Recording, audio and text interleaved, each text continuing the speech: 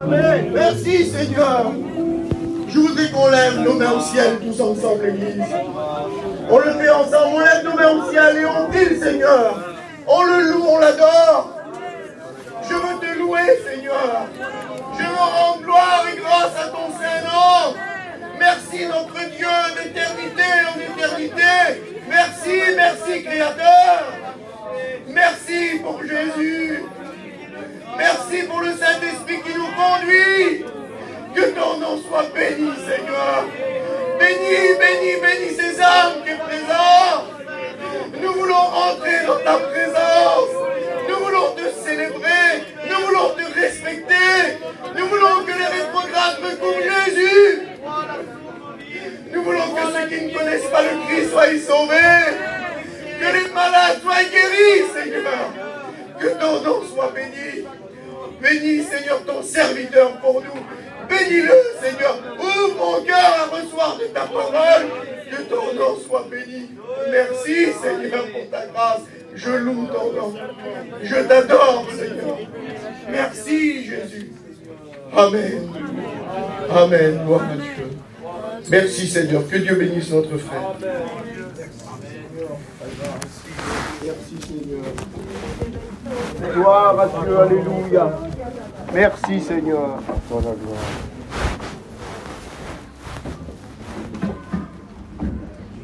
Voilà, bonjour à tous et à toutes dans le nom du Seigneur ce soir. C'est encore, amen, comme je dis à chaque réunion, je ne fais que me répéter, un effet de sa grâce que le Seigneur m'accorde, amen, de me trouver parmi vous et de partager ce merveilleux bon pain. Amen. Amen. Amen. Ce pain, amen, qui est la parole de Dieu. Alors, permettez que je me mette à l'aise.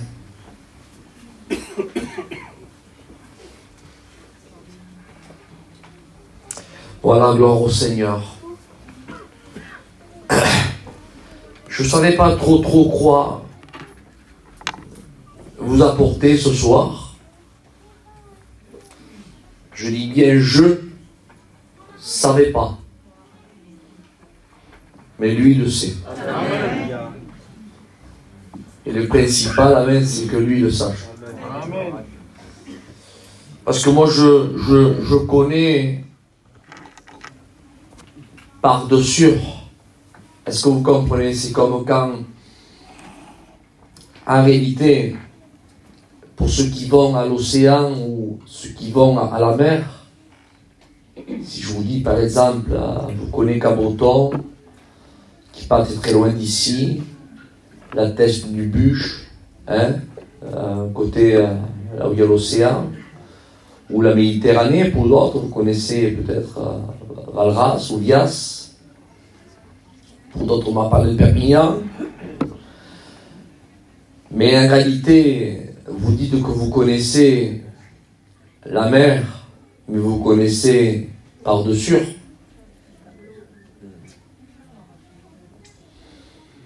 Même qu'il y a des années que vous y allez. Vous vous mettez là et vous voyez. Vous avez pris peut-être pour certains des photos, souvenirs, avec vos enfants qui se sont baignés. Et il s'est passé, vous avez des vieux cadres chez vous de 20 ans. Et vous revenez 20 ans après, ben c'est là, regarde. Je la connais, cette mer. Mais vous la connaissez en réalité par-dessus. Vous ne savez pas qu'est-ce qu'il y a à l'intérieur. Vous les connaissez en surface. Vous savez où c'est qu'elles se trouvent. Et vous connaissez en surface. Mais j'aimerais vous dire qu'à moi, je ne peux pas dire que je ne connais pas les églises de Bordeaux. Je sais où c'est qu'elle se trouve, l'église de la gare. Je sais où c'est qu'elle se trouve l'église en Barès. Je sais où c'est que se trouve maintenant, je sais, j'ai visité le week-end dernier l'église de Rouen. J'avais entendu parler, mais aujourd'hui je sais quand même, je sais où elle est. Mais en réalité, frères et sœurs, je connais en surface. Je ne sais pas si vous me suivez. Celui qui connaît la profondeur des cœurs, celui qui connaît la profondeur des foyers, celui qui te connaît vraiment dans l'intimité, dans les tiroirs les plus cachés, les plus intimes.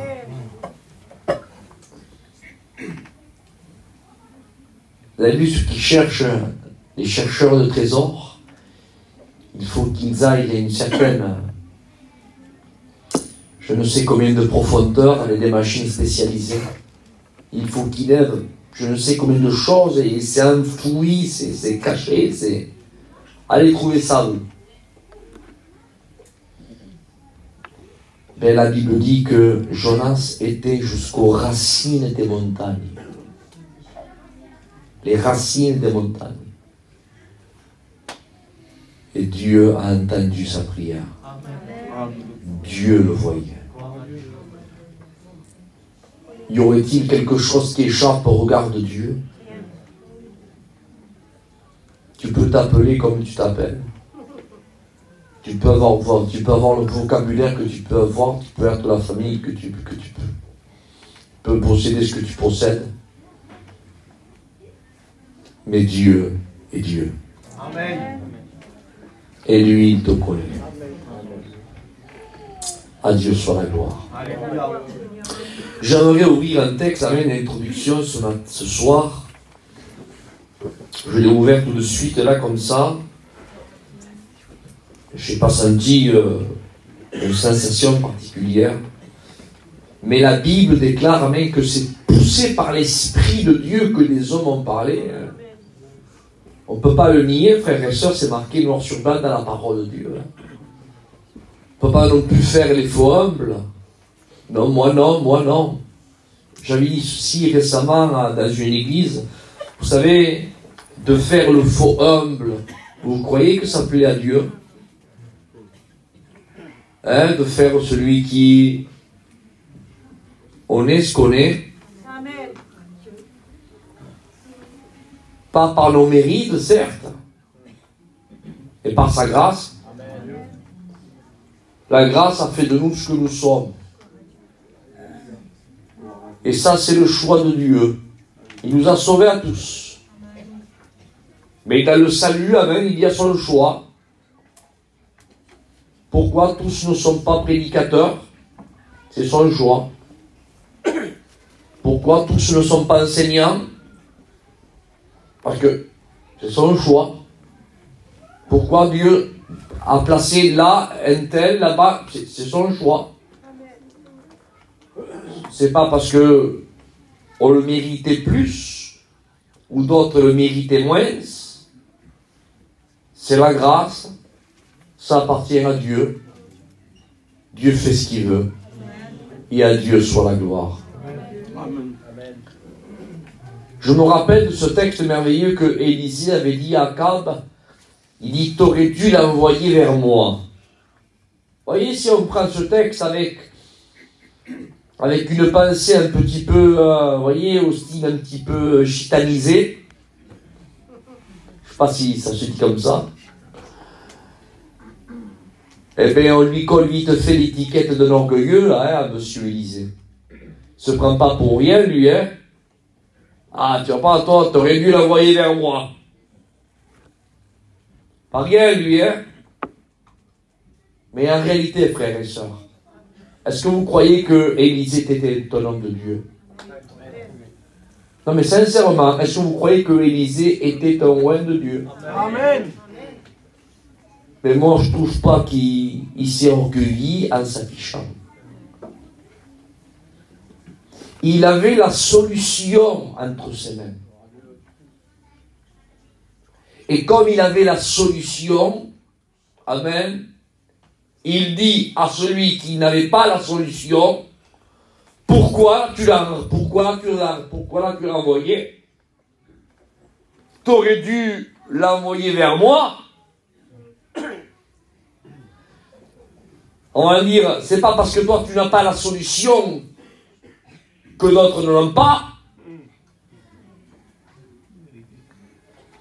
C'est pas parce que toi tu es le roi et que tu n'as pas la solution, et que d'autres n'ont pas de couronne et qui n'ont pas de solution non plus, hein.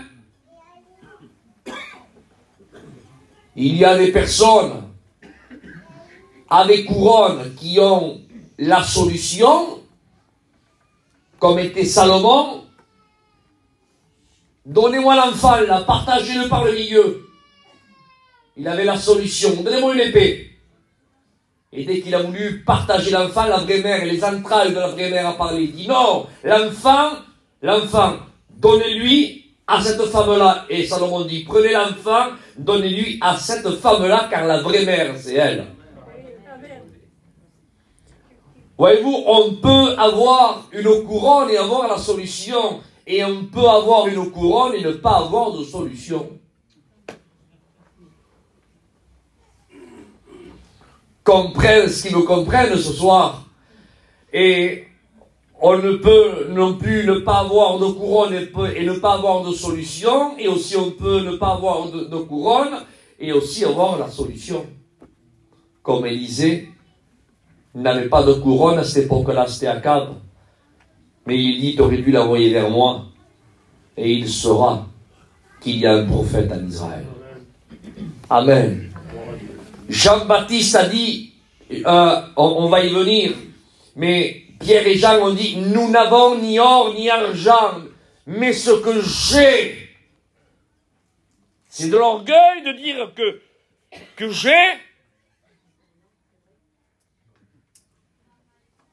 j'ai pas de sous sur moi, que je vais vers au petit de Daniel, j'ai dit, t'as 50 €? Je les ai, moi. Alors, ça fait de lui un orgueilleux. Mais non, il les a. Mais il les a. Amen. Merci Seigneur, je ne les ai pas, moi. Est-ce que vous comprenez? Je t'envoie un petit message, là. Je me décontracte un petit peu, vous êtes trop sérieux.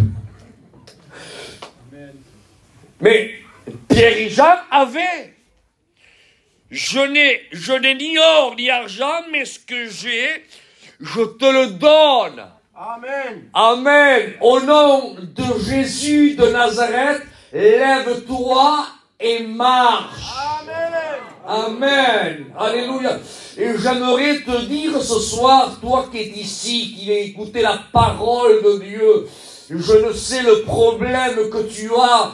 Amen, que tu me prennes pour l'orgueilleux inventeur ou que tu me prennes pour un fanfaron, pense que bon te semblera de moi, j'en ai que faire. Le principal, c'est ce que Dieu pensera de moi. Amen. Par contre, j'ai la certitude dans mon cœur, amen, que j'ai un mot de Dieu pour toi. Amen.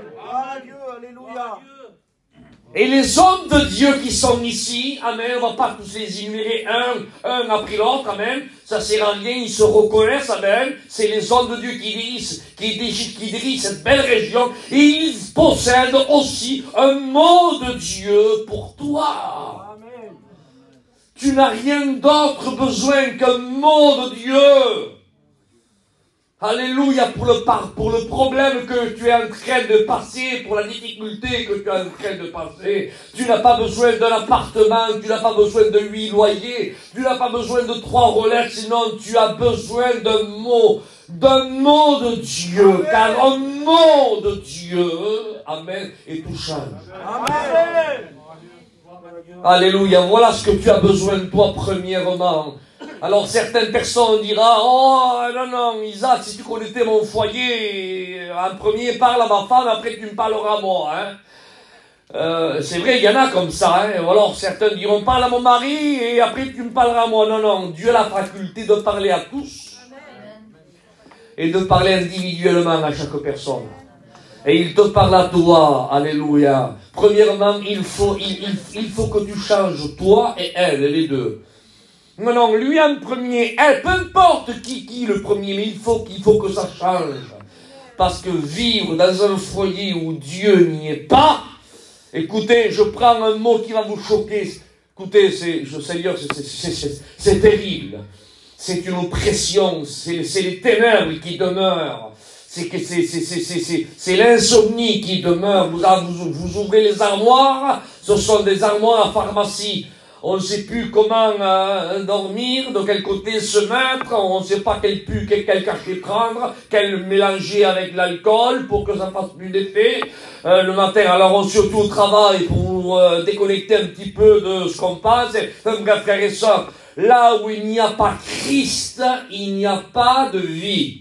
Là où il n'y a pas de Christ, il n'y a pas, écoutez, de repos. Là où il n'y a pas de Christ, frères et sœurs, il n'y a pas de paix. Car Christ, ce n'est pas un plus.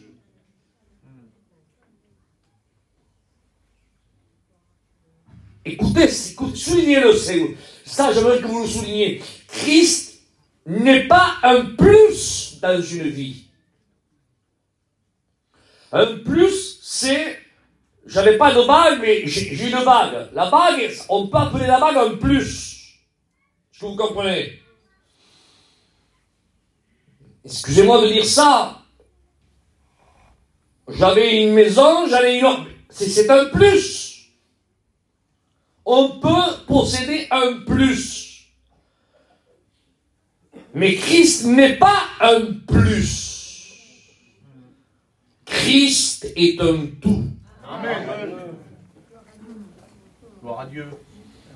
Car avec un plus ou sans plus, ta vie continue. Mais si tu enlèves tout, oui, ma soeur, il n'y a plus rien. Il n'y a plus rien. Christ est tout. Amen. Amen. Paul avait compris, dit Christ est ma vie.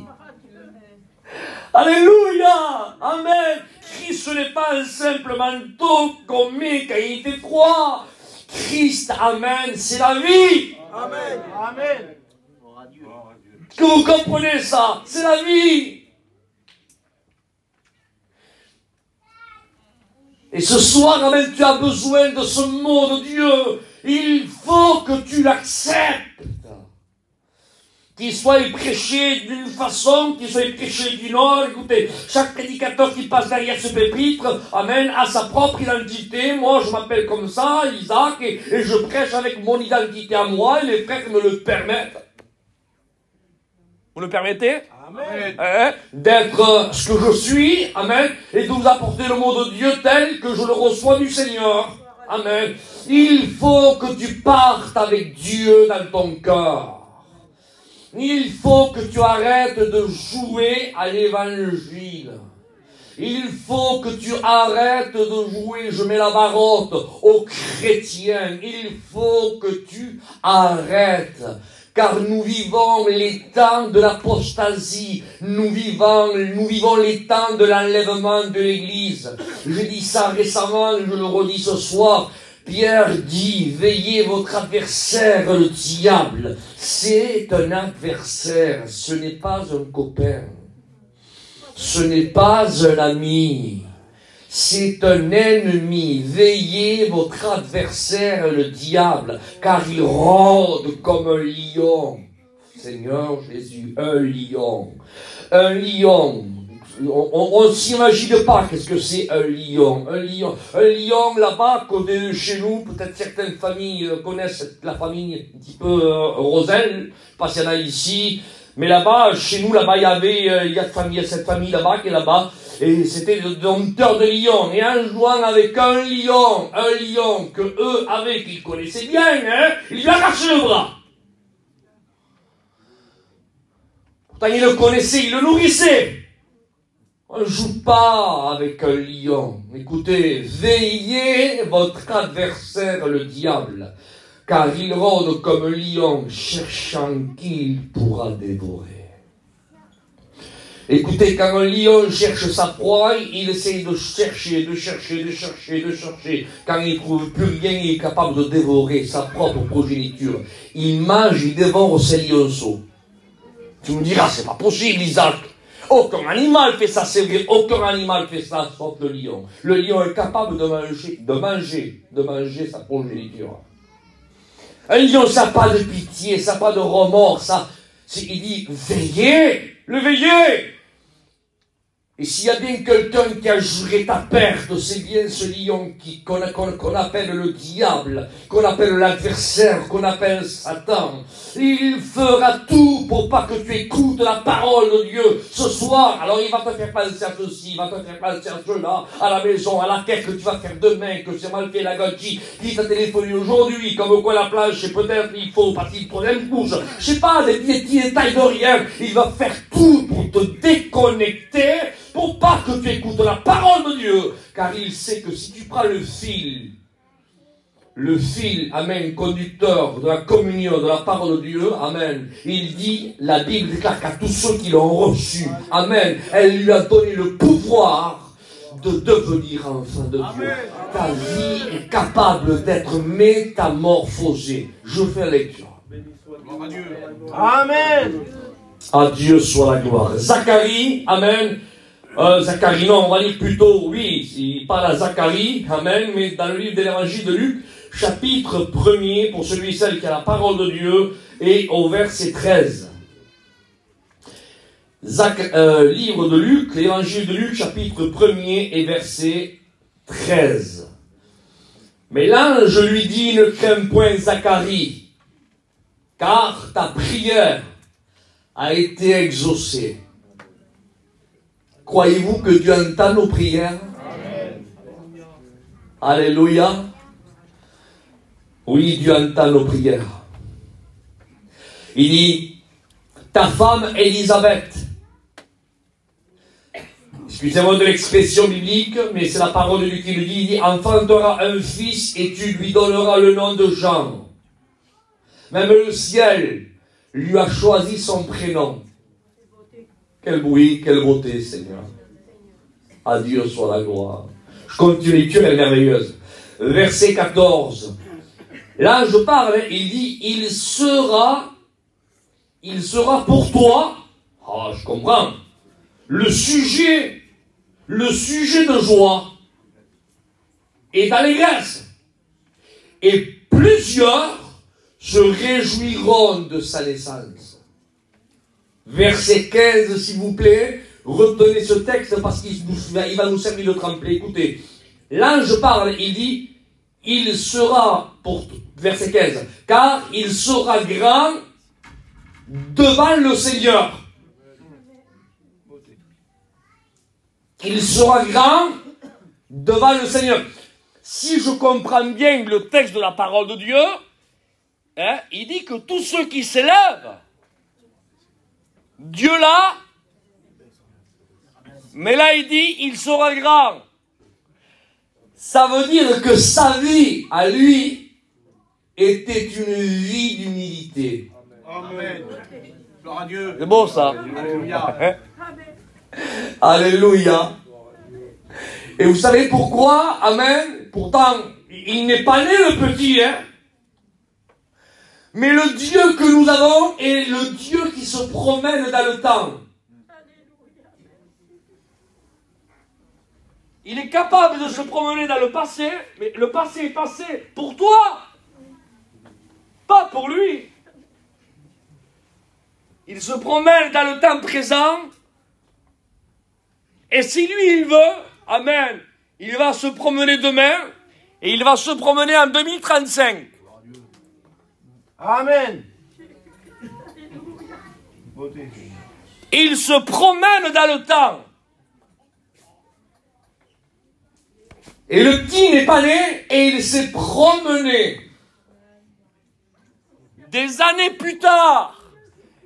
Et il a vu l'enfant non pas emmailloté, mais il a vu l'enfant vivre une vie de Dieu.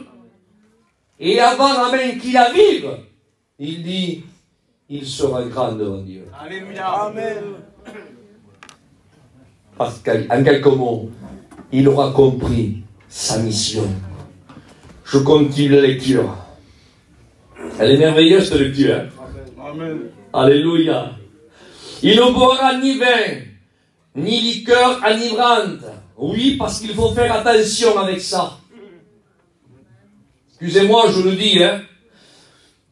Je peux le redire, ça ne dérange pas. Il faut faire attention avec ça. avec les 2 verres de bon vin, surtout ici, hein, sans faire de jeu de mots, dans le Bordelais. Après un bon repas, 2 petits verres de Cracili, il le faut aussi, parce qu'après le repas aussi. Et après la glace, et après il faut aussi un petit Armagnac aussi, il le faut aussi, parce que faites attention avec tout ce qu'il faut. Il faut, oui. Il faut un juste milieu. Alléluia. Amen. Ça aussi il le faut. Car on lui dit que le poids juste est agréable à l'Éternel. Amen. Être équilibré, être sobre. Et pour veiller, il faut être sobre. J'ai commencé la prédication en disant veillez votre adversaire le diable. Et pour veiller, il faut être sobre. Car la sentinelle, frères et sœurs, amen, dans Habakkuk, elle fallait qu'elle soit dans un état de sobriété pour veiller l'adversaire qui venait de l'extérieur, parce que si elle aurait été peut-être dans un état peut-être non pas de sobriété, l'adversaire aurait pu le prendre en surprise et elle aurait pu, écoutez, introduire le danger à l'intérieur à cause de son manque de vigilance. Veillons à notre sobriété. Parce que sinon, le Seigneur, amen, il a une cellule qui s'appelle la cellule du dégrisement. Et puis il rentre à l'intérieur. Amen. Il met tous ceux et celles qui reconnaissent leur état, qui abusent un petit peu trop. Alors la repentance te met dans la cellule du dégrisement. Amen. Je ne sais pas si vous comprenez ce mot français ou pas, mais c'est pour te remettre sobre, si tu préfères. En grosso modo, c'est celui-ci. Je continue. Par lecture, hein. Il dit, ni liqueur enivrante, il sera rempli. Ça veut dire ce que ça veut dire, hein. Rempli d'Esprit Saint, dès le sein de sa mère. Verset 16. Il ramènera plusieurs des fils d'Israël au Seigneur leur Dieu. Il marchera. Écoutez s'il vous plaît. Je sais que je prêche à une église qui est mature dans la foi, car je crois que c'est l'église mère là. Hein? Je ne me trompe pas les frères. Hein? C'est ici que c'est du feu que Dieu a allumé ici qui a embrasé toutes l'Aquitaine, on dit ça comme ça, non? Hein? 43 églises, on a démarré d'ici. 43 églises. Quel feu! Que Dieu soit béni. C'est pas fini. Vous allez voir encore ceux qui vont se brûler par le feu de l'Esprit. Il ramènera plusieurs des fils d'Israël, amen, au Seigneur leur Dieu. Il marchera devant Dieu, écoutez, avec l'Esprit et la puissance d'Élie, pour ramener le cœur des pères vers les enfants et les rebelles à la sagesse, et des justes afin de préparer au Seigneur un peuple bien disposé. Amen. Et là, j'aimerais continuer parce que, écoutez, je ne vais pas m'excuser de lire la Bible. Elle est merveilleuse, cette lecture. Permettez que je continue un peu plus. Hein? Chapitre 3 du même évangile. La 14e année du règne de Tibère César. Alors là, j'aimerais que vous souligniez tous les titres qui sont en haut de la pyramide. Parce qu'il y a une pyramide, même dans ce monde. Regardez les titres. Et Dieu connaît ceux qui, comme chantait Slavour, ceux que leurs noms sont en haut de l'affiche.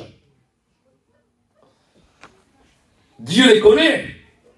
Et Dieu dit, la 14e année du règne de Tibère César, lorsque, premier titre, Tibère César, deuxième titre, lorsque Ponce Pilate était gouverneur de la Judée, Hérode, troisième titre, des Thraques de la Galilée, son fils Philippe, 4, de la Traconite et de l'Iturie, et du territoire de la Traconite, pardon, et Lysianas des Thraques de l'Albilène. 5 titres apparaissent, c'est-à-dire 5 personnages qui sont connus dans tout le pays. Un tel passe, Ponce Pilate passe, César passe, Hérode passe, Philippe passe, écoutez, un tel passe. Et je continue, il dit, et du temps du souverain sacrificateur Anne et Caïphe.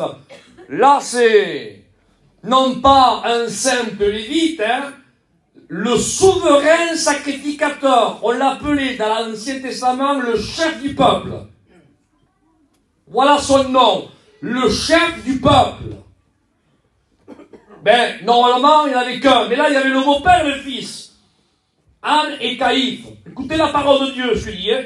Il dit, la parole de Dieu fut adressée à Jean, fils de Zacharie, où dans le désert. Allez, on prie le Seigneur. Prie le Seigneur, Daniel. Je bénis ton nom et ta présence. Tu es Dieu et tu es au-dessus de tout, Seigneur. Dans cette soirée, Seigneur, tu bénis les cœurs, tu ouvres les cœurs, Seigneur. Tu bénis chacun de nous, Seigneur. Tu nous connais en particulier et tu sais ce qu'on a besoin, Seigneur. Visite-nous par le moyen de l'Esprit et à toi toute la gloire, Père. Amen. Gloire à Dieu. Voyez-vous quoi Dieu ne considère pas ce que l'homme considère. L'homme regarde, amen, à ce qui frappe la vue, mais Dieu connaît les cœurs. Alléluia. Et Dieu, amen, Nana, excusez-moi de mon vocabulaire, hein, j'en ai pas un autre, Dieu n'en a que faire de ceux qui portent des titres. Amen. Amen. Il va les nommer là. Du temps de Tibère, lorsque Ponce Pilate, gouverneur de la Judée, lorsqu'Hérode, pour les autres nations, c'est le roi d'Israël, pour les autres nations, mais pas pour Dieu, et ni dans le cœur d'Hérode. C'est une autre prédication, mais c'est une parenthèse que j'ouvre et je referme. Rappelez-vous quand les mages sont venus frapper à sa maison, ils lui ont dit, où est le roi des Juifs qui vient de naître? Il aurait pu dire, lui, c'est moi? Non. Même en portant la couronne, il savait que ce n'était pas lui. Car le Saint-Esprit rend témoignage à notre esprit. Qui nous sommes réellement? Si nous sommes ses enfants ou pas. Amen.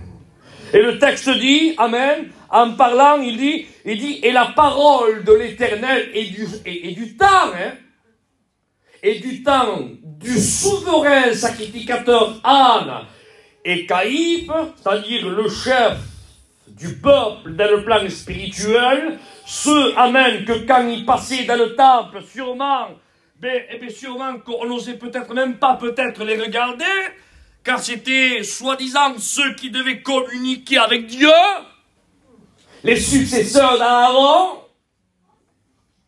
pas n'importe qui, hein, Anne et Caïphe.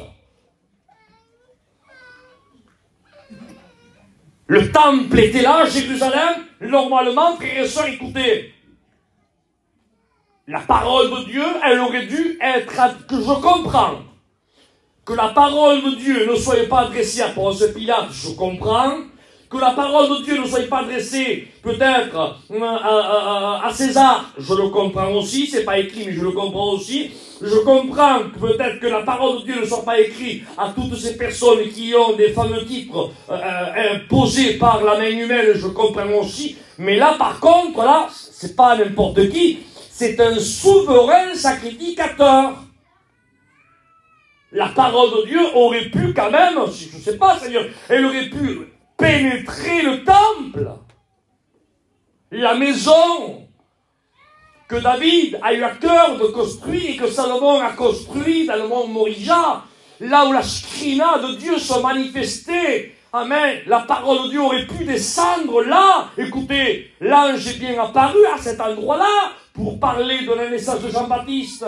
Alors si l'ange est descendu dans le temple, la parole de Dieu aurait pu aussi descendre dans le temple, non? Non. La parole de Dieu, si je pourrais l'imaginer ce soir, imaginez que c'est ma mère, elle descend du ciel. Elle se promène, elle parcourt Israël, elle va dans le temple, elle se retire. Elle va dans un endroit, elle se retire. Elle va dans un autre endroit, elle se retire. Et hop, elle voit là dans la Judée. Je suis allé personnellement voir ce désert. Et certains sont comme moi, ont vu le désert de la Judée. Vous avez vu comment c'est le désert de la Judée? C'est un lieu qui est sec, qui est aride. Il y a rien, il n'y a pas d'arbres, il n'y a pas d'herbe. Il n'y a que des montagnes, c'est rocheux. Il n'y a rien. C'est vraiment, c'est rocailleux. Il y a la mer, mer morte, qui est juste en bas. On appelle ça le désert de la Judée. Franchement, il n'y a rien pour attirer les regards. Et bien, la parole de Dieu a parcouru le désert. Et là, hop, la parole de Dieu a vu un homme. Un homme qui n'avait pas de phylactère. Un homme qui n'avait pas de lanière. Un homme qui n'avait pas d'habit de lévite. Et pourtant, Dieu seul sait, amen, qu'il aurait pu la porter, l'habit du lévite. Parce que c'était un lévite. Mais lui, Jean-Baptiste, écoutez, j'emploie mes mots, d'accord, hein? Jean-Baptiste, amen, ça a été l'homme de la réforme. Je ne sais pas si vous comprenez ou pas. L'homme de la réforme, il n'a pas voulu plaire au système. Je le redis. Son père et sa mère, Zacharie, Élisabeth, le texte dit, tous deux irréprochables devant Dieu, suivant les ordonnances d'une manière, écoutez, pas de faille. Sûrement que le foyer qui a tardé des longues années sans avoir de berceau, sûrement là qu'au moment où peut-être où Jean a eu l'âge de la maturité, peut-être que, je vous dis ça comme ça moi, peut-être même que la maman Élisabeth a de dire, ça y est, c'est l'heure, ouvre l'armoire, donne-lui, va la chercher. Il ouvre l'armoire, peut-être il dit, Jean, tiens mon fils, j'attendais ce jour-là pour que tu la portes. Parce qu'il y avait un âge pour la porter. Tiens, la voilà. Ça, c'est ce qui fait l'orgueil de toute notre famille. Tu es lévite. Et toi aussi, tu dois être un sacrificateur. Je ne sais pas, c'est pas écrit, hein, mais je donne des ailes à mon imagination. Et sûrement, parce que la Bible même me permet de le dire, parce que Jean n'a pas porté l'habit du lévite. Sûrement que Jean a de dire, maman, papa, l'habit du sacrificateur, l'habit du lévite, je la refuse. La refuse. Je la refuse. Mais qu'est-ce qu'ils vont penser un tel et un tel et un tel si tu ne la portes pas? Tu es obligé de la porter. Écoutez, Jean-Baptiste, amen, il avait compris, amen, que sa mission n'était pas, amen, de rentrer dans le système de la religiosité de l'époque, mais de plaire à Dieu. Et au lieu de se revêtir, frères et sœurs, de l'habit du sacrificateur, pour faire honneur à son père, frères et sœurs, il n'a pas voulu faire honneur à son père Zacharie, ni à sa maman Élisabeth. Il a voulu faire honneur à Dieu. Je te lance ça comme ça. Arrêtons, amen, de vouloir plaire les uns aux autres. Plaisons à Dieu. Alléluia. Plaisons à celui qui nous a tant aimés, qu'il a donné son Fils unique, afin que quiconque croise à lui ne périsse point, mais qu'il ait la vie éternelle. Amen. Amen. Amen.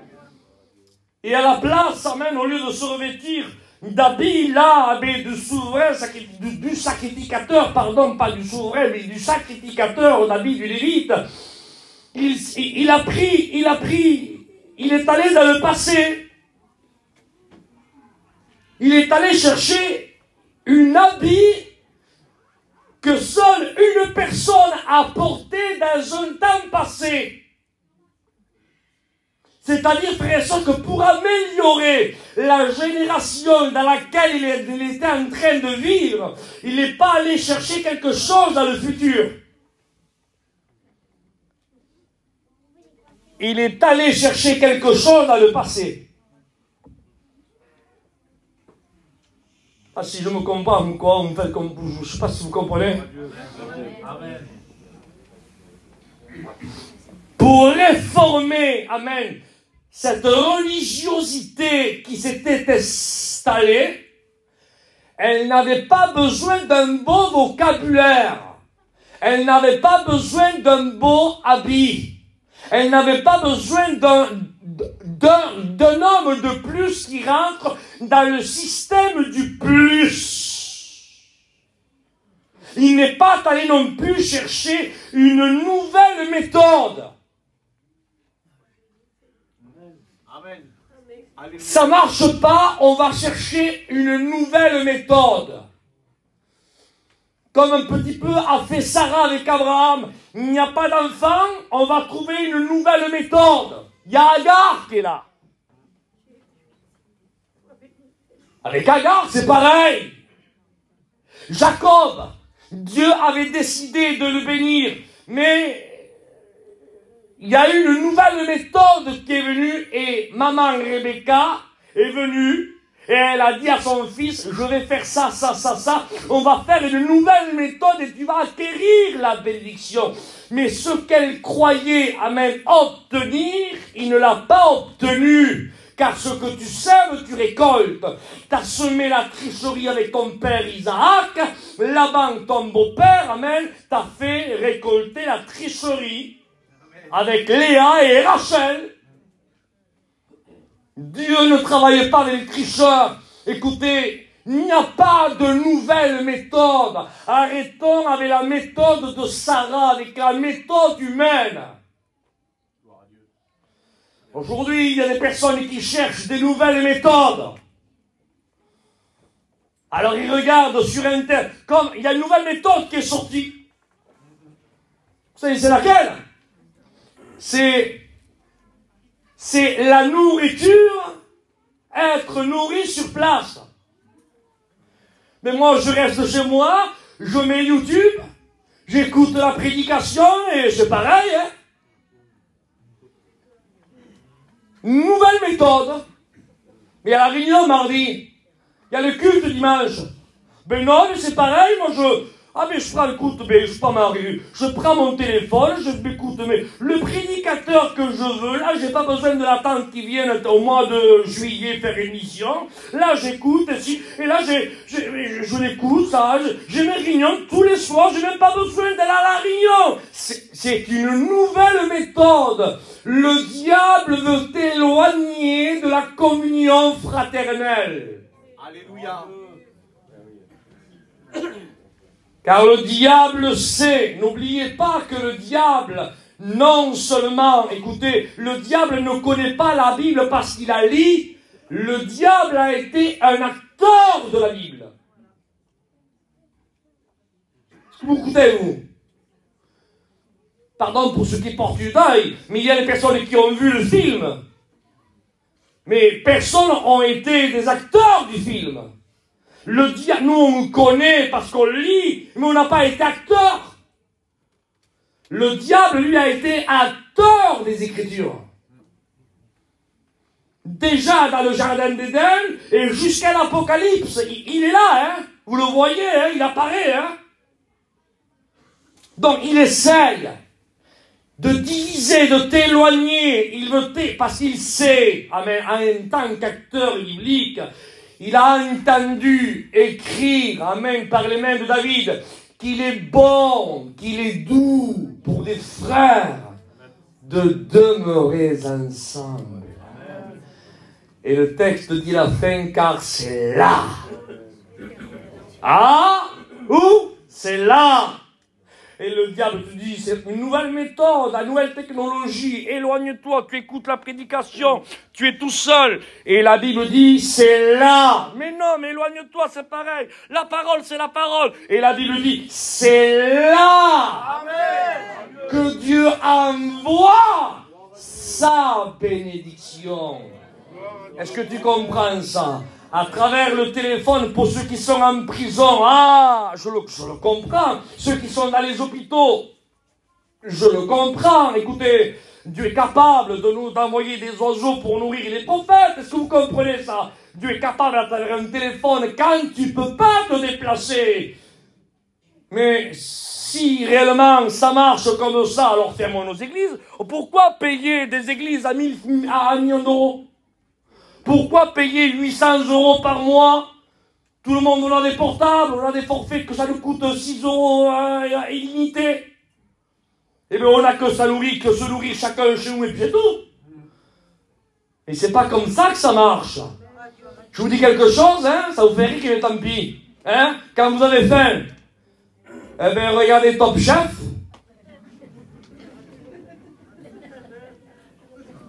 Et vous voyez l'autre qui la mange dans ton compte. Et vous dites tout que c'est la chose. T'as beau dire c'est la chose. T'as beau fermer les yeux. Moi, on dit que je sens l'odeur et tout, Seigneur. Et tu l'auras jamais dans ton ventre, dans ton compte. C'est une image que je te donne. T'as beau à écouter, mais je dis pas que c'est pas bien. Parce que j'ai pas dit, mais il faut être équilibré. Et Jean-Baptiste, lui, frère et sœur, n'a pas voulu rentrer dans le système. Il a voulu, frère et sœur, non pas aussi créer un nouveau système dans un temps futur. Je vais apporter quelque chose de nouveau, moi. Non, non, non, non. Si on pourrait, vous permettez que je lui pose une question? Amen. Vous permettez? Jean-Baptiste, qu'est-ce que tu vas apporter au peuple? Je vais leur apporter quelque chose d'ancien. Voilà ce qu'on a besoin. Amen. Amen. On n'a pas besoin de quelque chose de nouveau. Amen. On a besoin de quelque chose d'ancien.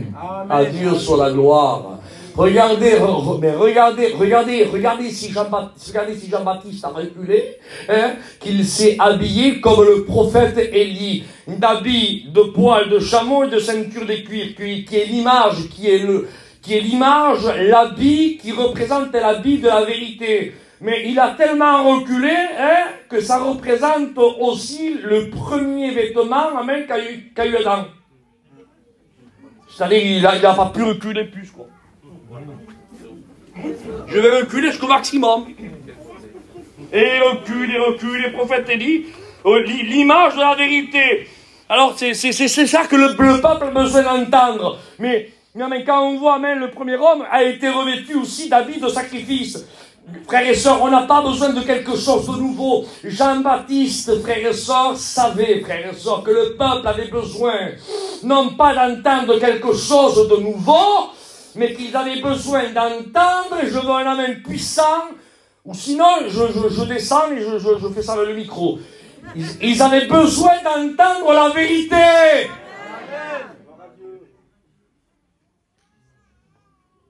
Et le peuple, aujourd'hui, il a besoin d'entendre la vérité.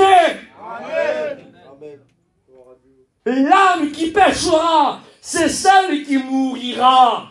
Celle qui vit un évangile dilué. Tu perds ton temps, tu es un tiède.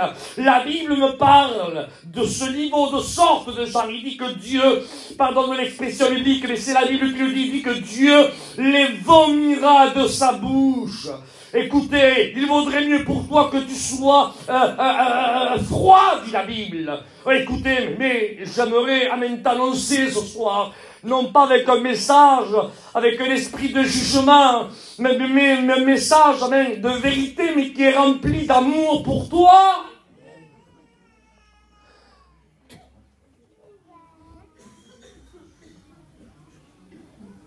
C'est quoi la vérité, Isaac? Annonce-la. Mais la vérité, on va y arriver. Toute la Bible, c'est la vérité. Mais il y a des personnes qui mettent les couleurs du drapeau de la vérité dans le désordre. Et j'avais marqué ceci dans les Cantiques des Cantiques, au chapitre 2, verset 4, il dit, la bannière, c'est le drapeau, hein. Il dit, la bannière qu'il déploie sur moi, c'est son amour. Ça veut dire, frères et sœurs, que la Bible, amen, elle a ses couleurs. Et vous les retrouvez dans toute la Bible. Il y a des couleurs qui apparaissent. Il dit que la porte, tu la feras, amen. La première porte, amen, qui rentrait dans le tabernacle, dans la tente d'assignation, elle était en blanc, en bleu, en pourpre et en cramoisi. C'était des couleurs qui étaient là, bien exposées. C'était pas des couleurs au hasard. Non, tu avais dit, tu mettras du blanc, hein. Du blanc cassé, non, blanc. Et après bleu. Et après pourpre. Et après cramoisi. Écoutez, nous avons un drapeau en France. C'est le bleu, le blanc et le rouge. Si on met les couleurs, les couleurs du drapeau à l'envers, est-ce qu'on peut dire que c'est le drapeau français? Pourtant, on n'a pas changé de couleur. On les a seulement mis à l'envers. Au lieu de mettre, comment c'est déjà? Bleu, blanc, rouge. Imaginez comme est rouge, blanc, bleu. On n'a pas mis le violet. Mais ça reste plus le drapeau de la France. Pas grand-chose, hein. Changez seulement les couleurs. Changez les couleurs de place. On n'a pas rajouté de couleurs, on n'a pas transformé de... On a changé les couleurs. Eh bien, frères et sœurs, dès qu'on transforme les couleurs de l'ordre, de la parole de Dieu, amen, dès qu'on les enlève de leur texte et qu'on les change, amen, de contexte et qu'on commence à les mélanger, la vérité n'est plus la vérité. La parole de Dieu n'est plus, amen, annoncée comme, amen, elle a été inspirée par les hommes.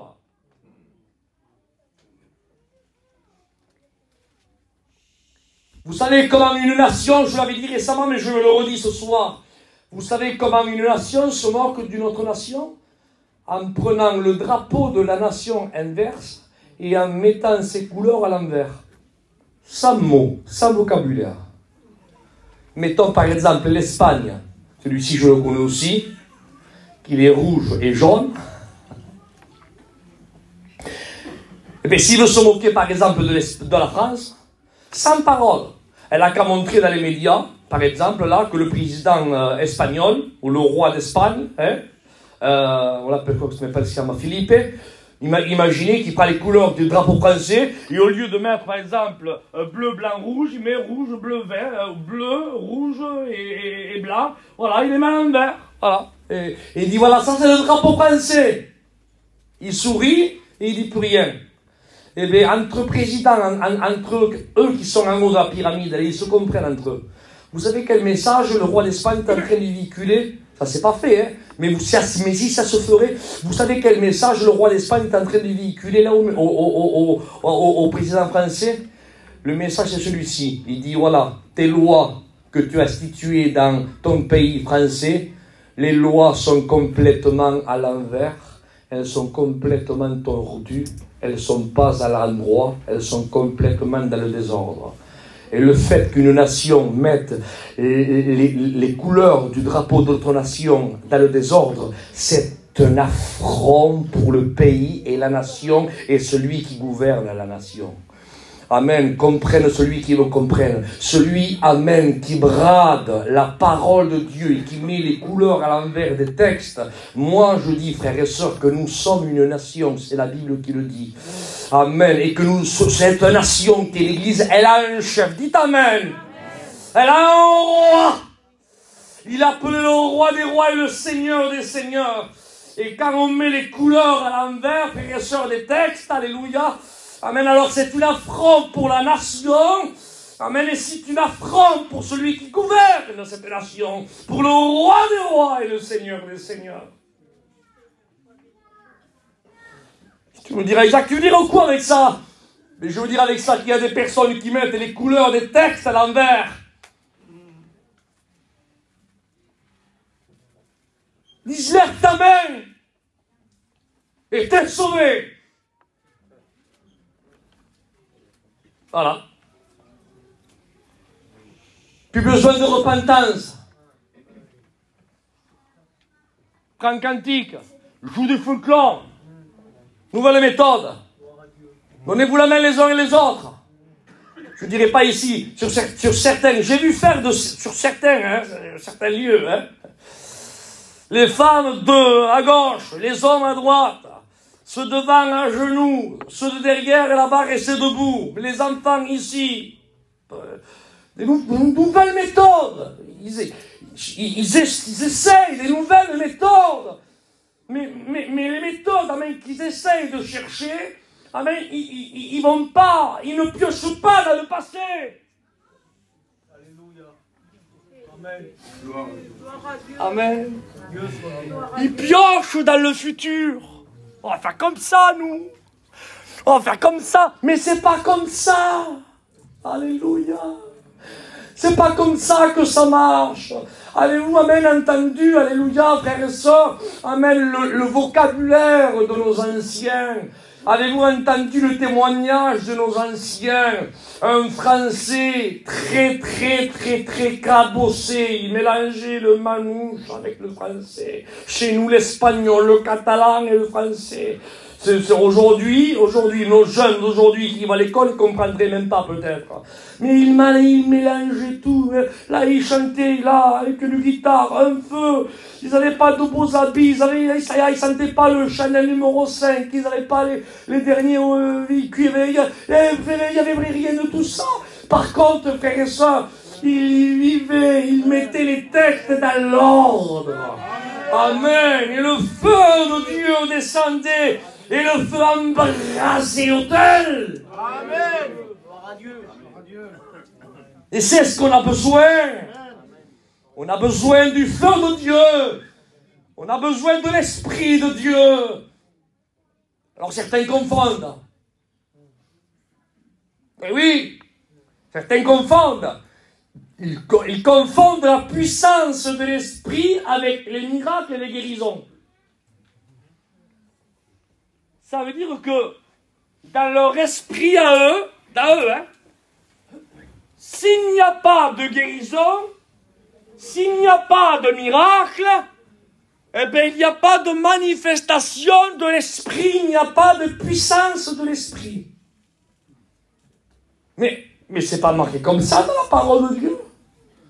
J'aimerais vous reposer une question, Seigneur. Qu'a dit Gabriel en parlant de Jean-Baptiste? Il dit, en parlant de Jean-Baptiste, il marchera, il dit avec quoi? Un, avec l'esprit. Deux, et avec la puissance de qui? Dites-le s'il vous plaît. Non, il dit d'Élie. D'Élie. Il marchera avec l'esprit et la puissance d'Élie. Mais quand vous regardez le vécu d'Élie, Élie est parti avec un char de feu à Jéricho. Élie, quand vous comptez, il a fait 7 miracles. Quand vous calculez le ministère de Jean-Baptiste, il a duré 6 mois. Il a été décapité. Il n'a même pas guéri une angine, ni une bronchite. C'est ça un homme rempli d'esprit. C'est ça un homme qui est rempli d'esprit comme Élie. Oui, mais il est là le souci. Le souci, frère et sœurs, c'est qu'il faut comprendre l'Écriture. Et quand Dieu parle et qu'il dit, celui-là, là, sur qui j'envoie ma parole et que je veux me servir, celui-là, là, il va marcher avec l'esprit et la puissance d'Élie. Mais Seigneur, alors il va faire beaucoup de miracles. Non! L'esprit et la puissance d'Élie, amen, quand Élie était là, quand Élie faisait les miracles, c'était pas Élie qui faisait les miracles. Qui c'est qui les faisait? C'est Dieu. Mais là, il dit pas que Jean-Baptiste, amen, il dit pas, je ferai moi, Dieu, les miracles que j'ai fait avec Élie, je le ferai avec Jean-Baptiste. C'est pas écrit comme ça, hein. Parce que Dieu n'a pas retenu d'Élie les miracles que Dieu a fait à travers Élie. Ah, Jésus, je voudrais que vous le compreniez, mon Seigneur. Il faut que je redise. Dieu n'a pas retenu dans le vécu d'Élie, quand Élie a fait les miracles que Dieu faisait, Dieu le regardait, et il ne regardait pas en Élie, il n'a pas retenu d'Élie, ah, j'ai fait des miracles avec toi. C'est parce que le ciel a retenu d'Élie.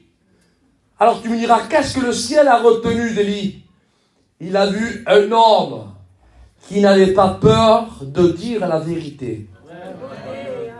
Amen. Amen. Amen. Tu aurais dû dire plus fort, mon frère. Il a vu un homme, frère et sœur, qu'au milieu où régnait le mensonge, où régnait la religiosité, où il y avait des faux prophètes de Baal qui mettaient le peuple, qui l'induisaient en erreur. Il a vu un homme, amen, qui s'est levé et qui était capable, amen, de ne pas plaire à la couronne, mais de plaire à celui qui l'avait envoyé. Il a vu à lui un homme qui était capable de dévoiler l'erreur, amen, et d'égorger le mensonge. Amen. Voilà ce que le ciel a retenu d'Élie. Amen. Et quand il a vu, frères et sœurs, tous ces pharisiens, ces sadducéens, ces scribes, et ces docteurs de la loi, et cette religiosité, et ces hommes qui souillaient le temple, où le mensonge régnait en maître, personne n'était capable de dévoiler l'erreur. Personne n'était capable de dévoiler le mensonge. Alors, Gabriel dit, lui là, celui-là là que celui-là là que Dieu t'a fait grâce, celui-là là, hein, celui-là là, il marchera avec l'esprit et la puissance d'Élie. Et le mot puissance dans le mot, bien sûr, grec, a donné le mot capable. Amen. En quelques mots, lui, il sera capable. Amen. Et il marchera avec l'esprit. Et le mot esprit, c'est le mot, on l'a pris aux études, ça, le mot pneuma, qui veut dire souffle, vent, mais soulignez-le aussi, mais qui veut dire aussi vérité. Alors, on remet les choses dans l'ordre. Celui-là, là, amen, il marchera, amen, amen, avec l'esprit et la puissance. Il sera capable de dire la vérité. Amen. Et là, ça change de tournure. Et c'est pour ça, frère et sœur, que lui, il a brisé le système. Je m'en vais du temple. Je ne veux pas plaire ni à mon père, ni à ma mère, ni à mes cousins, ni à ma famille. Peut-être qu'il y avait des membres de sa famille en disant, où tu vas, t'es normal ou quoi, que tu fais pleurer ton père, ta mère. Mais les habits de Lévite, tu vas où? Non, non, non. Il savait il connaissait sa mission. Alléluia, amen. Et il était en plein désert. Je veux un amen après ça, s'il vous plaît. Amen. Il était une flamme de Dieu. Amen. Gloire à Dieu. On le redit plus fort pour sa gloire. Il était une flamme de Dieu. Amen. Alléluia. Amen. Il guérissait pas les angines. Non, non, non, non. Il ressuscitait pas les morts. Il purifiait pas les lépreux. Non, non, non, non. Non, non, mais là où il passait, frères et sœurs, il réchauffait ceux qui avaient froid, ceux qui étaient dans le besoin. Il était la lampe de Dieu, dit la Bible. Et les lampes à l'époque, elles consommaient de l'huile. Il était rempli d'Esprit Saint dès le sein de sa mère. Voilà ce qu'on a besoin aujourd'hui d'hommes et de femmes qui sont remplis d'Esprit Saint, remplis de Dieu, des hommes et des femmes, amen, amen, qui consomment de l'huile, qui s'illuminent, qui réchauffent, Amen. qui donnent le mot de Dieu. Et qui mettent les têtes dans l'ordre, non pas dans le désordre. Lève ta main, t'es sauvé. Non, non, non, non, non. Jean-Baptiste, amen, il sera capable de dire la vérité. Il dit, malheur à vous, scribes et pharisiens. Ne dis pas ça à eux. Si, je le dis, qu'ils le prennent comme ils veulent. Il y a un certain moment, la couronne passe. Dis pas ça, lui, Narvalo, il va te décapiter. Je le dis quand même. Tu sais, je parle aussi de voyageurs et tout. Je sais pas si la même à l'époque. Dis pas ça, surtout dis pas ça, hein, parce que Jean-Baptiste avait des disciples, le Seigneur, pourvu qu'il dise pas ça, tu verras qu'il va le dire. Je le connais, tu vas voir, hein, je le connais, mais alors, il a peur de rien, il me plaît à Dieu. S'il le voit passer, alors là, tu peux dire qu'il y a le roi. Qu'est-ce qui passe? Il passe là en cortège, qu'est-ce qu'il y a, le roi à l'intérieur? Il ouvre main sa bouche, il dit, malheur à toi, Hérode! Imaginez les disciples à côté de lui. Il va nous faire décapiter. Hérode, malheur à toi! Il ne t'est pas permis de prendre la femme de Philippe, ton frère. Voyez-vous, il n'a pas embelli la vérité. Il n'a pas paraphrasé la vérité. Il n'a pas enguirlandé la vérité. Il n'a pas froissé la vérité. Il ne s'est pas lavé les mains devant la vérité. Amen. Il avait l'occasion de dire la vérité. Tu le prends comme tu le veux. Il dit malheur à toi. Car il ne t'est pas permis de prendre la femme de ton frère Philippe. Il dit, tu vis, hein? Tu vis dans l'adultère. Gloire à Dieu. Alléluia. Amen. Alléluia. Amen. Regardez l'homme de vérité. Il sera, comment? Grand. Il sera grand. Dieu le voit. Moi, je dis les dieux dans le ciel. Seigneur, mon Jésus. C'est moi qui j'image mon Seigneur parce que je m'y vois tellement dans le message là qu'on dirait que je vois tout devant les yeux. J'imagine le Seigneur, excuse-moi mon Seigneur si j'imagine ça, j'imagine comme un père là, tu sais, avec ses anges. Il n'y avait personne qui était capable de lui dévoiler la vérité à cette couronne là. Mais j'avais préparé mon petit kamikaze de côté, il est là, ça y est. Ça y est, il est là. Bientôt, passe encore 10 petites minutes, tu vas voir qu'il va te le dire devant tout le monde, il va te le dire, il va t'annoncer la vérité. Et là, il ouvre la bouche, il lui dit, malheur à toi, erreur d'imaginer Dieu dans le ciel. Amen. Gloire à Dieu. Amen. Imaginez le diable. Comment il a osé? Il a osé dire ça à la couronne, pourtant il a l'autorité de vie et de mort, il a osé dire ça. Mais comment est-il possible qu'il a osé? Alors je vais l'attaquer par l'orgueil. Parce que le diable, sûrement le diable veut détruire celui qui le gêne. Hein. Je vais l'attaquer par l'orgueil. Alors je vais me servir d'un tel ou d'un tel pour lui dire qu'il se mette en avant, hein. Hein, quelques mots, avec tout ce qu'on entend dire de toi, tu reprends les scribes, les pharisiens, même la couronne, mais qui es-tu? Qui es-tu? Un petit peu d'orgueil. Mais moi, je suis un prophète. Il n'avait pas le droit de le dire. C'était faux. Il n'avait pas des bagages en main, lui. Il n'aurait pas pu dire, moi, j'ai été prophétisé 750 ans avant ma venue. L'ange qui est venu annoncer la naissance de Jésus, c'est le même ange qui est venu annoncer ma naissance. Il n'avait pas de bagages, lui, annoncer. Mais l'orgueil, le diable voulait voulez le dérouter de la vérité parce qu'il veut dérouter les hommes de vérité. Mais comme il se tenait à la brèche, il dit, moi, tu veux savoir, vous voulez savoir qui je suis, moi. Je vais vous dire qui je suis, moi. Moi, je suis une voix. Amen. Amen. Gloire à Dieu. Car c'est le petit, le Seigneur. Gloire à Dieu. Comment une voix? Une voix? Oui, une voix. Une voix. J'aimerais parler avec liberté. Je sais pas que je suis pas ancien, Seigneur, mais j'ai pas fait mes études il y a 3 mois non plus. Mon Daniel, je parle avec mon cœur. C'est mon cœur qui parle ce soir, Seigneur. Et j'aimerais être moi, je vous l'ai dit. Et vous m'avez donné le droit d'être moi. Hein. Je le répète, hein, vous m'avez donné le droit. Hein. Frère et ça, Jean-Baptiste, il aurait pu mettre un petit peu ses bagages là. Hein. Il dit non, il dit, je suis une voix et moi j'aimerais dire à tous mes collègues serviteurs de Dieu et étudiants et futurs étudiants, le peuple ne veut pas entendre nos noms.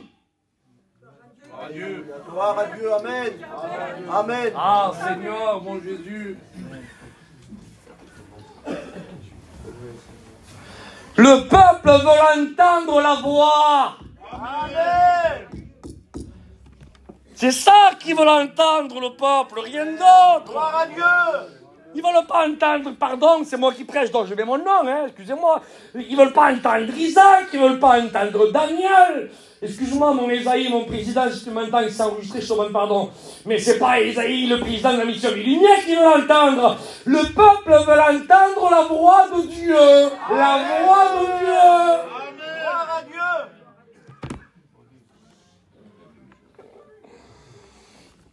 Qui es-tu? Moi? Une voix. Rien, moi. C'est même pas moi, c'est la voix. Mettez bien quelque chose. Sinon, je suis... Et à un certain moment, écoutez le peuple, Seigneur, le peuple, le désert. Je l'ai vu de mes yeux, moi. Ce désert, je l'ai vu. Le Jourdain, j'ai eu l'occasion de baptiser là-bas. Je m'imaginais, je l'ai prêché là-bas, ce message-là, enfin, d'une autre façon, mais je m'imaginais. Le désert se remplissait. Plus de 30 kilomètres. À 35 kilomètres de dénivelé. La mer morte. 400 mètres en dessous du niveau de la mer. Jérusalem, 800 mètres au-dessus du niveau de la mer. Un dénivelé de 1200 mètres. Mais pas montant, en descendant, parce que Jean-Baptiste n'était pas à Jérusalem. Il prêchait à côté du Jourdain, donc il fallait qu'il descende. Et le temple, qui était presque à 40 km, à 800 mètres d'altitude, eh bien, les gens ne voulaient plus voir le temple avec ces religieux qui falsifient la vérité, ces beaux paraphraseurs. Le peuple avait soif d'entendre la voix de Dieu. Amen. Et le peuple descendait dans le désert. Coûte ce que ça coûte, marche des jours de marche avec la chaleur, même dormir là par terre avec le pied au foyer. Et Jean-Baptiste est là, ça y est, il prend. Il prend la parole, il prêche, ça il est là. Et tout le monde, tu devais entendre les mouches voler. Et là, il commence à prêcher, il prêchait. Il y a un certain moment, écoutez, frères et sœurs, Seigneur, à un certain moment, il dit, c'est lui qui le dit, il dit, je ne le connaissais pas, pourtant ils étaient parents. Il dit, mais je ne le connaissais pas. Mais celui, amen, qui m'a envoyé m'a dit, sur celui que tu verras descendre, et l'Esprit descendre, amen. Et la voix, ça sera lui-là, mon fils bien-aimé, en qui j'ai mis. C'est lui, amen. C'est un signe que Dieu le Père lui avait dit. Amen. Qui, ça serait le Messie à qui, amen, il donnerait, préférer le flambeau. Et à un certain moment, avant qu'il rentre dans le Jourdain, il l'a reconnu avant. Parce qu'il y a un texte dans les Cantiques des Cantiques, que la Sunamite, elle dit, si vous voyez mon bien-aimé, dites-lui que je suis malade d'amour. Et les femmes disent, mais quand ton bien-aimé depuis quand il dit le mien, qu'est-ce qu'il a? Il dit, il est blanc et vermeil. Amen, amen. Je n'ai pas le temps de vous le lire, Seigneur. Je le lis? Allez, je le lis. C'est trop beau, la parole de Dieu, c'est trop beau, excusez-moi, je le lis. Amen. Je ne suis pas très fortuit, la lecture, excusez-moi, j'ai 3 heures la lecture, vous allez voir. Je vais essayer de faire vite. Chapitre 5, heureusement que je le connaissais de mémoire. Ah, il est là, écoutez s'il vous plaît. Je vous en conjure, Cantique des Cantiques, Amen, chapitre 5, verset 8. Je vous en conjure, filles de Jérusalem, si vous trouvez mon bien-aimé, que lui direz-vous? Que je suis malade d'amour. Elle n'était pas amoureuse, elle. Elle n'aimait pas son berger. Ah, les filles de Jérusalem entendent une femme parler d'un homme comme ça, elles sont un petit peu étonnées, elles. Donc elles répondent. Verset 9. Mais qu'a-t-on bien-aimé de plus que notre? On dit un homme, c'est un homme, hein? Qu'il a de plus? De bras, de jambes, des yeux, des oreilles, qu'est-ce qu'il a de plus? Elle dit, verset 10, mon bien-aimé, à chaque fois que vous avez envie de dire Amen, dites-le. Amen. Amen. À chaque fois. Parce que là, il est question de lui. Gloire à Dieu. Il n'est pas question de notre, là il est question de lui, du roi des rois et des seigneurs des seigneurs. Amen. Gloire à Jésus-Christ. Elle le décrypte. Elle le décrit. Comme autant, vous avez jamais perdu votre fils à Auchan à Leclerc? Pardon madame, vous n'avez pas vu un petit? Et le petit, oui, il est comment? Comment vous le décrivez le petit? Hein? Même la tache qu'il a dans l'ongle là. Il a une petite tache, il a le soulier comme ça, il a une veste, il a une épée là. Tu fais attention à l'épée toi, mais la mère le connaît tellement bien. Il a un petit grain de beauté derrière l'oreille. Elle le décrypte de A à Z. Regardez comment elle connaît, c'est son bien-aimé, verset 10. Mon bien-aimé, qu'a-t-on bien-aimé de plus que l'autre? Il dit, mon bien-aimé est blanc et vermeil. Vous dites Amen quand vous voulez, hein? Je ne vous retiens pas. Hein? Amen. Il se distingue entre 10 000. Sa tête est d'or pur. Ses boucles sont flottantes, noires comme le corbeau. Ses yeux sont comme des colombes au bord des ruisseaux, se baignant dans le lait, se réjouissant au sein de l'abondance. Ses joues sont comme un parterre d'aromates, une couche, amen, une couche de plantes odorantes. Ses lèvres sont des lys. Les lys, amen, juste entre parenthèses, c'est la fleur de la royauté. Les lèvres sont des lys, amen, d'où coule la myrrhe, alléluia. Ses mains sont des anneaux d'or garnis de chrysolites. Son corps est poli d'ivoire poli. Son corps est poli comme de l'ivoire, garni de chrysolites, amen, couvert de saphir. Ses jambes sont des colonnes, amen, de marbre blanc posées sur des bases d'or pur. Son aspect est comme le Liban. Son palais n'est que douceur. Et je veux un amen puissant, mais tous ensemble. Hein. On prend de l'air bien dans nos poumons, mais vous savez comme ça, hein, et à 3, et on lui dit un puissant amen pour sa gloire. Écoutez, verset 16. Et toute sa personne. Amen. Gloire à Dieu. On le refait? Et toute sa personne, amen, n'est que charme. Gloire à Dieu. Gloire à Dieu. Gloire à Jésus-Christ. Amen. Amen. Et les filles de Jérusalem vont dire, ah, s'il est comme ça, alors, eh bien, on va le chercher avec toi. Amen. Voilà comment attirer les âmes. Arrêtons de parler de Pluton, de la Lune, de Saturne, à combien elle tourne la planète, à combien chauffe le soleil. Parlons de lui. Amen. Amen. Gloire à Dieu. Cachons-nous, mettons la voix, laissons-le parler à lui. Et quand les gens le voient à lui, alors ils disent Amen. ton époux, ton fiancé. On le veut, nous aussi. Amen, on le veut.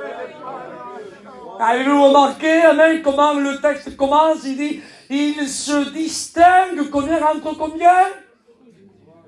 Amen. Et Jean-Baptiste le voit entre 10 000.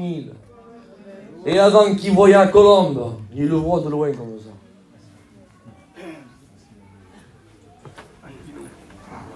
Citez-le avec moi le texte. Voici l'agneau de Dieu. Amen. Qui ôte le péché. Il n'est pas dans le Jourdain. Mais tu l'as reconnu à quoi, Jean-Baptiste? Il se distingue. Amen. Gloire à Dieu, amen. Il avait une stature, mon frère. Il devait avoir une marche. Pardon, Seigneur, de t'imiter, mon Jésus, je sais pas, j'imagine. Il devait avoir une... Je sais pas. Aucun regard qui regarde au-dessus des autres. Quelle démarche il devait avoir. La démarche, amen, du humble serviteur, avec la prestance du prêtre. Gloire à Dieu. Gloire. Alléluia. Gloire à Dieu. De ses yeux devaient sortir des rayons. Qui devaient être comme des scanners et tous ceux qui croisaient son regard. C'était pas un regard de calomnie ou un regard jugeur. Mais c'était un regard, amen, Amen. qui t'annonçait un texto et qui te disait, je te comprends. Gloire. Amen. Je te connais. Amen. Amen. Je sais qui tu es. Amen. Regardez si Jean-Baptiste était tellement effacé. Que Jean-Baptiste avait des disciples, lui. Et il dit à ses disciples, vous savez, quand on a une certaine notoriété et qu'on a des disciples, qu'on a du monde à côté de nous, c'est difficile des fois de s'en séparer pour la chair. Seigneur, c'est mon cœur qui parle ce soir. Ils me suivent à moi, ils me demandent des conseils à moi. Et là, tout à coup, il voit celui qui est plus grand que lui. Et il dit à ses disciples, il dit, voici l'agneau de Dieu qui ôte le péché du monde. Il dit, en quelques mots, hein, vous qui me suivez jusqu'à maintenant, vous qui m'écoutez jusqu'à maintenant, il dit, mais moi, vous vous réchauffez dans ma présence. Vous aimez ma présence, grosso modo, hein. Il dit, mais moi je ne suis pas digne de délier les courroies de ses souliers. Gloire à Jésus-Christ. Merci. Il se retire. Il se retire. Et il laisse les disciples le quitter à lui pour qu'ils aillent suivre l'agneau de Dieu. Amen. Frères et sœurs, les réunions, les missions qu'on fait, c'est pas pour que les âmes aient les regards sur nous. Alléluia. Gloire à Dieu. Gloire à Dieu. Gloire à Dieu. Amen. Tout ce que les frères font.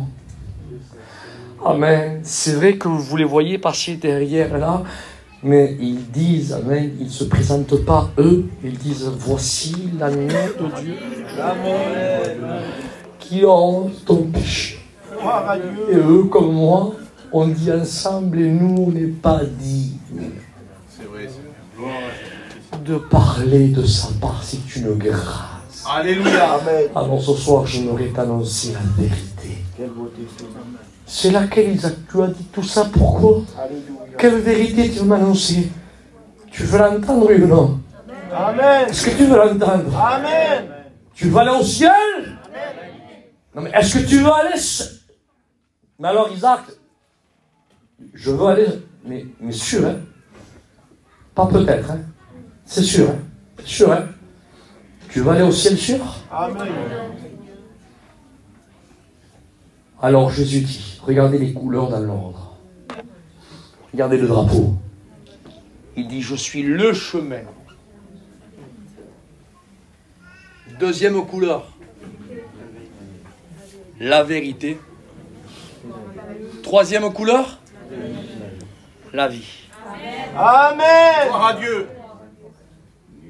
Voilà la vérité, si tu veux avoir la vie est en dernier.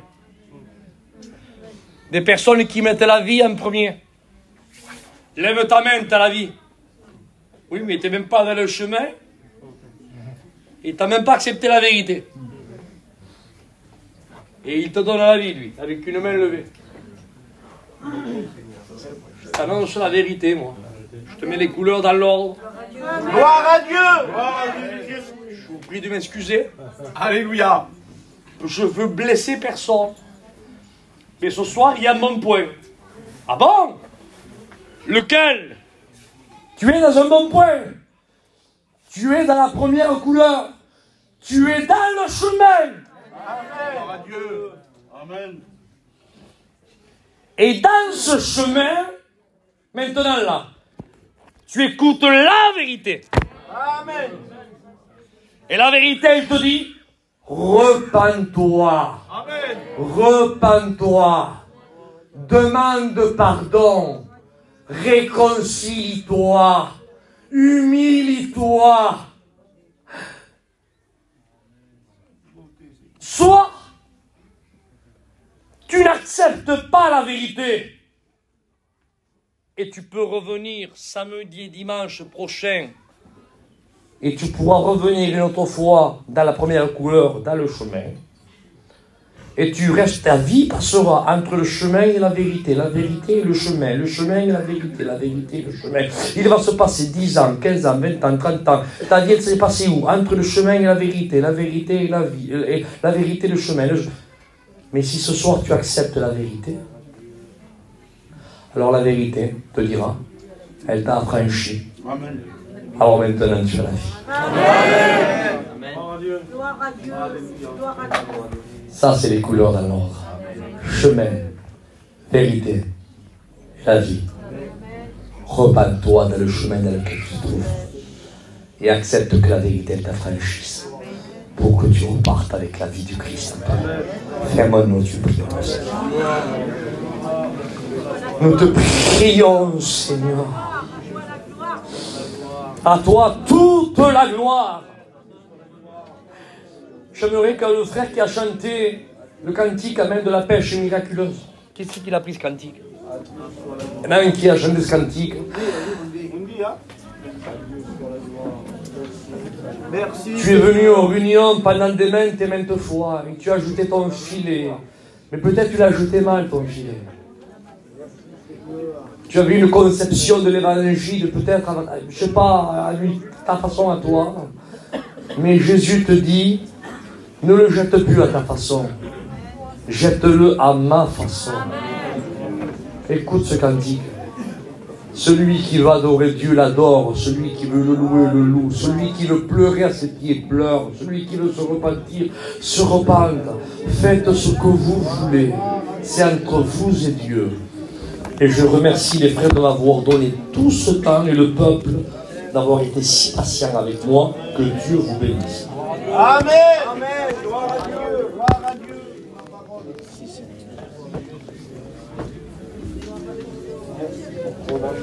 Merci pour ta grâce. Non, vas-y.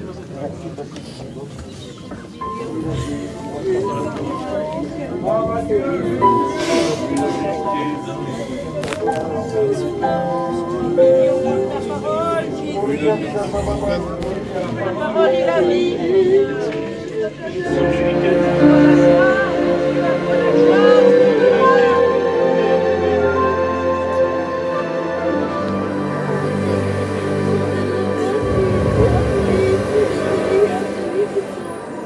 Toute la nuit sans rien prendre, Que ton nom soit loué. rien n'arrive plus à comprendre. Qu'un poisson dans son filet, jour est prêt à se lever. Pierre a échoué. s'approcha de lui demandant de croire en lui dans son obéissance. Pierre lui a fait confiance sur ta parole. Je jetterai le filet sur ta parole. Je suis prêt à recommencer. Je veux te faire confiance. Mais tu